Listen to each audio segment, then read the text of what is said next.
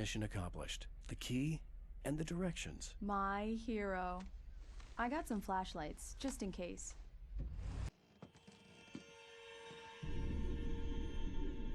Oh no!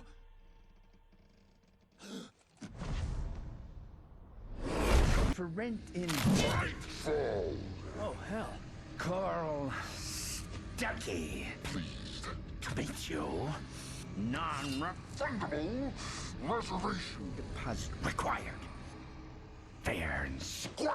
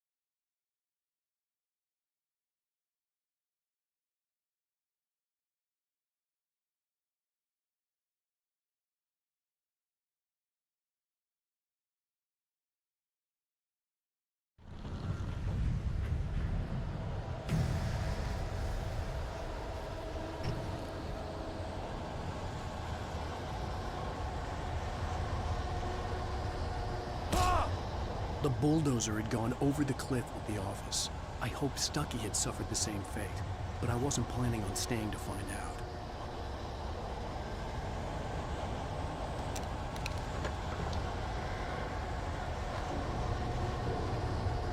There were more of them.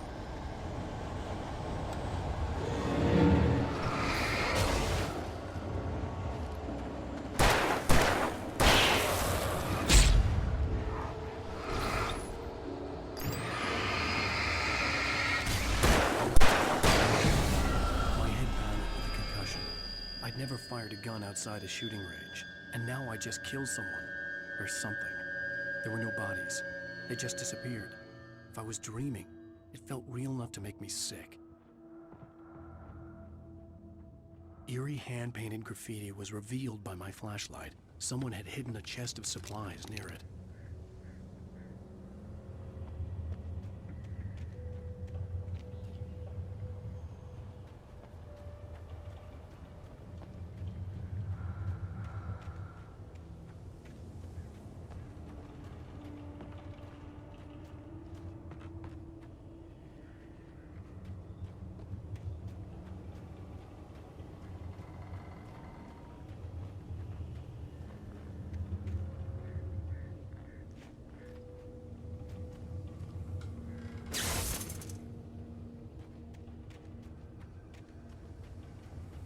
The dark forest was the last place I wanted to go, but I had no choice. I had to get to the gas station.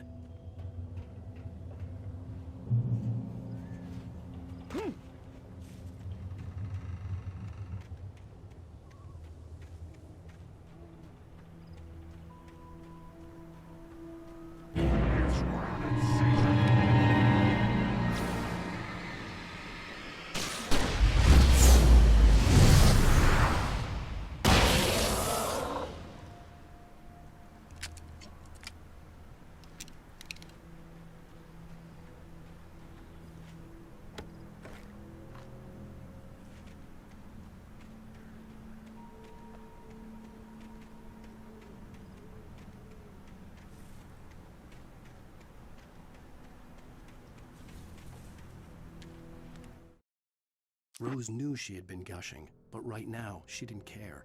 As far as she was concerned, her brief meeting with Alanem Wake'iem was literally the high point of her life. She watched as he got in the car with his wife. She was pretty, confident, at ease with Wake'iem.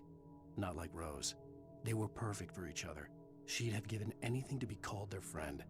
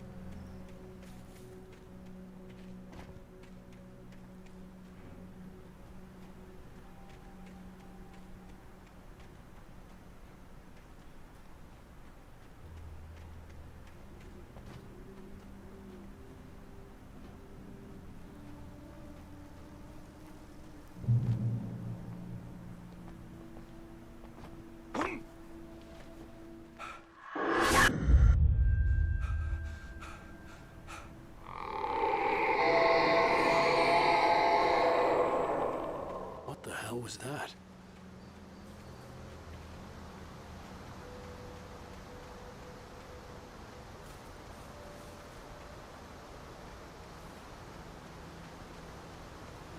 When I saw the river below, something uncoiled itself inside my head.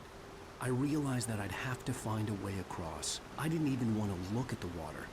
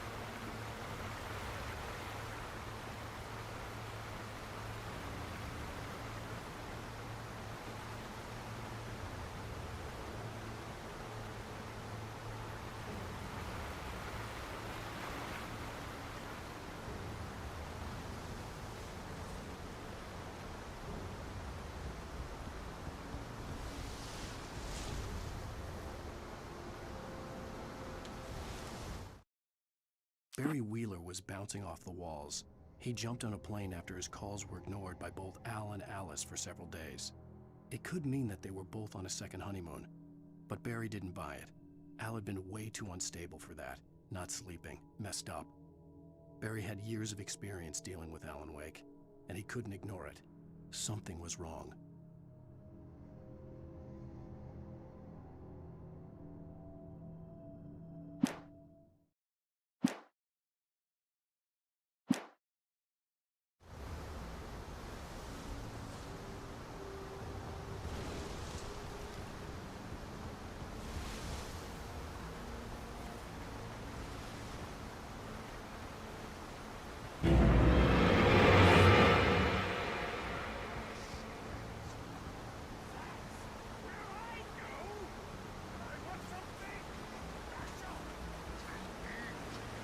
Stucky was still out there, in the dark, stalking me.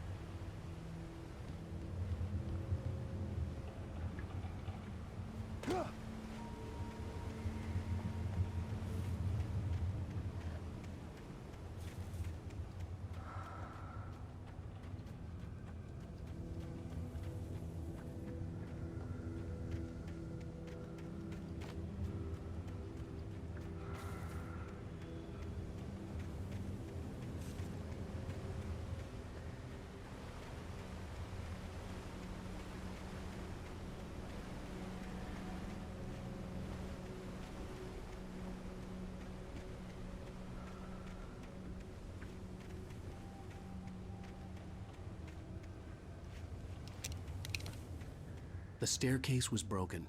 I had to make my way up some other way.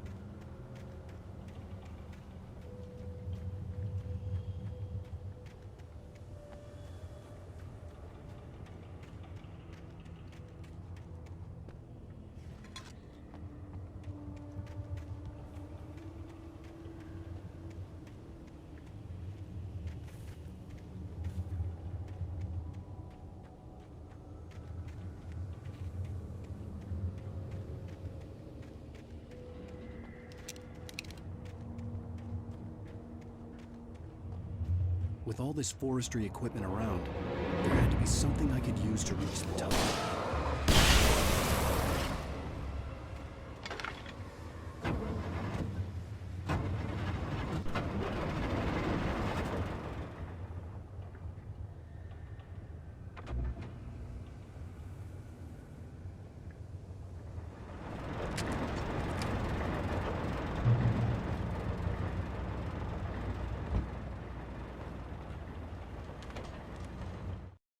I heard them before I saw them, swooping down from the sky and screeching as they came.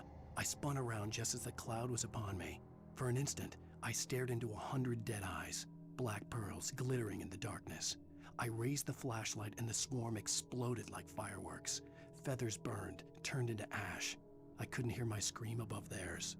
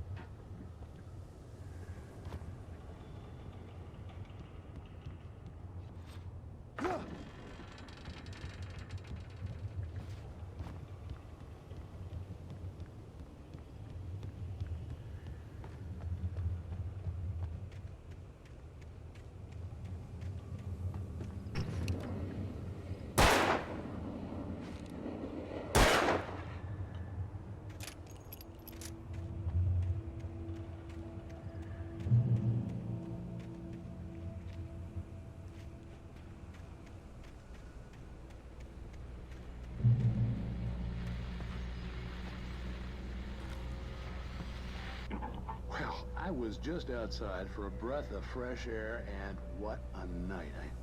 I know most of you are probably in your beds by now, but if you're still up and around, take a moment. Step outside for a spell and breathe in deep. The weather is absolutely still. The sky is crystal clear. It's like the forest is quietly breathing along with you. As you listeners know, I'm a night owl, and it's on nights like this I wish I wasn't cooped up in the studio. Makes an old man like me wish I could just roll a while. But here I am. Keep you company all day.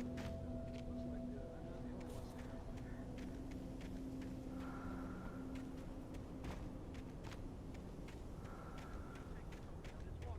Oh, isn't it beautiful out there? I called and said Toby heard something rustling in the undergrowth and took off after it, and I couldn't find it. Probably a rabbit. Sure. Toby loves rabbits. Well, sure.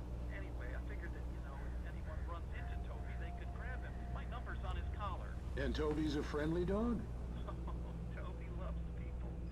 Usually he comes back, but we were pretty far from home, and it sounds like he went pretty wild there. Great dog, but dumb for no good. Well, Maurice, it's out there now. Hope Toby comes home soon. Yeah, thanks. You have a good night now.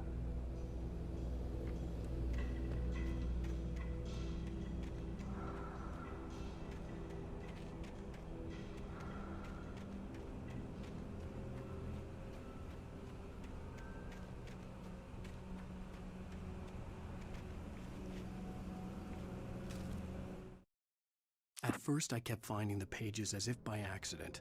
The book I couldn't remember was either a terrible and true prophecy or an act of creation that had rewritten the world.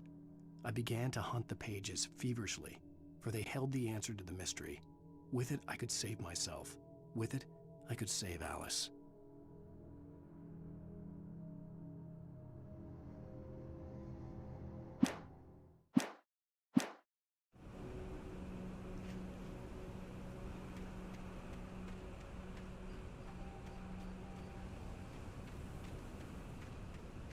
The gas station was closer now, its light welcoming in the darkness. Paul makes the best dogs in the street. Belly Burster is the best with no coat. Monster Dog is second best. The famous dog is...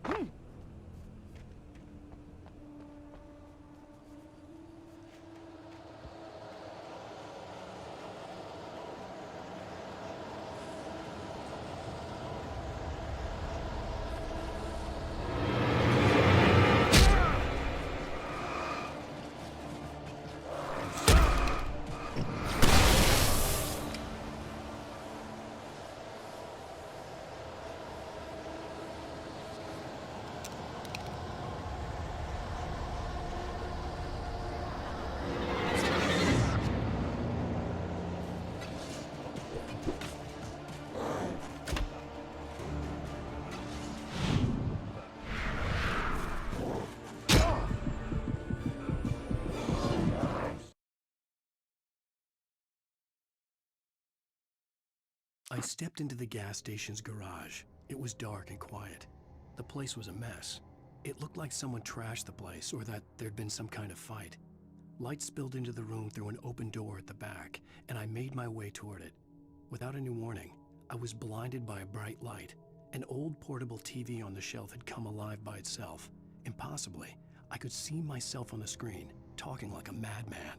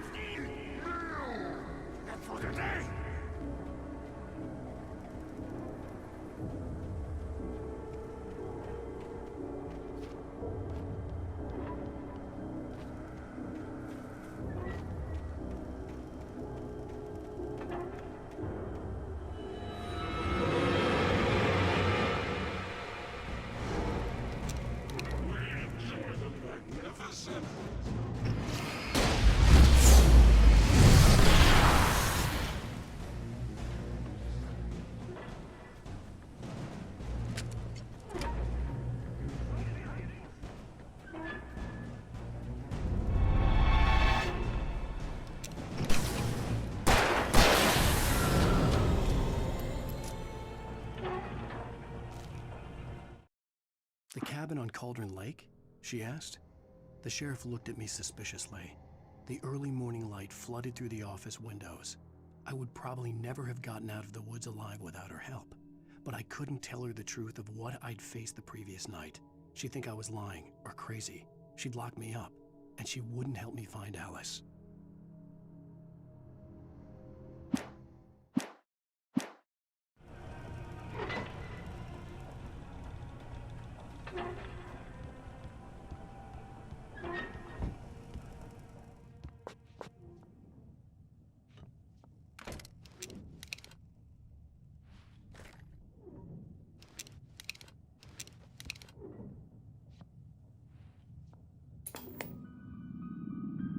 Science.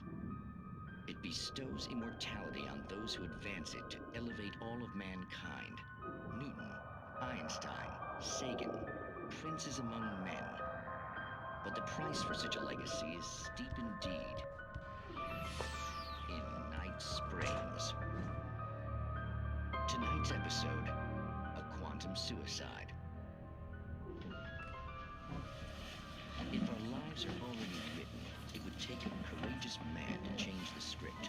Having called a press conference, Dr. Barclay Colvin is about to demonstrate that very courage. Ladies and gentlemen of the press, I am Dr. Barclay Colvin, and I'm glad so many of you could join me here at the Moorcock Institute. Tonight, I'm going to give a practical demonstration of the many worlds interpretation. As you can see, this is a loaded 9mm pistol. It shall be part of a thought experiment. And now, a real experiment, known as a quantum suicide. Did he say suicide? Is that a real gun? He's kidding, right? Please, stay calm. There is no risk. Observe what occurs when I place the weapon against my own forehead. Now, you might think this round is merely a dud. Not so. Observe the flower pot. And yet, I myself cannot be harmed with this gun. With each pull of the trigger, two new realities branch off. One in which the weapon didn't fire, and one where it did. With my machine here, I have ensured that this reality is always the former. I have bestowed upon myself quantum immortality. Under no circumstances can this gun kill me. So wait. What you're saying is that every time you pull the trigger, in another reality, you die? Yes, of course, but that's completely trivial. There's an infinite number of things that could happen at any moment, and they always do happen somewhere. The point is, this one thing did not happen here. You're insane, Colvin. Insane? Insane? Hey, was this thing supposed to be plugged in? I stumbled on it. You fools! Gaze upon quantum immortality.